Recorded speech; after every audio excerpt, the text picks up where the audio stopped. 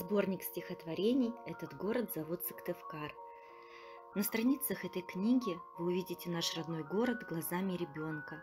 Прочитайте стихи, познакомитесь с рисунками юных сыктывкарцев, откроете для себя новую, наполненную яркими красками и образами столицу Республики Коми. Стих называется «Мой родной любимый город».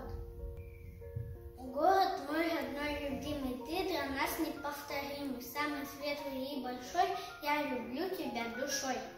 Сколько ярких красок светится в ночи, города прекрасный даже не ищи. Сыктывкар красивый город, много зелени цветов, памятники и фонтан, а вокруг море лесов. И катается на лужах город весело зимой, и на площади красивой ярмарки наперебой. Тополей здесь очень много, летом в пухе все дороги, сысала течет река, вот такой на Сыктывкар.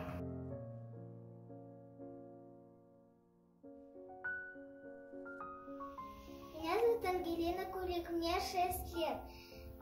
Стихотворение называется «Мой любимый город». Люди, где вы видели столько одуванчиков, ярких, золотистых, солнечных цветов?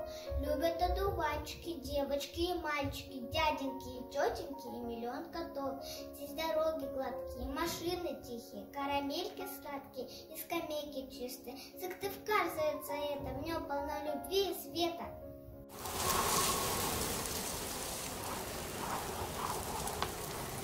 Катя Степаненко. Этот город зовут Сыктывкар. Этот город зовут Сыктывкар. В нем ни гор, ни соленых морей. Рядом с ним протекает река. В декабре, в январе, в феврале в снежно-белый укутан покров. Воздух свеж и морозен, и чист. И из всех сыктывкарских дворов детский смех раздается и визг. А когда наступает весна, раздается веселая трель, и любуешься ты из окна на апрельскую нашу капель.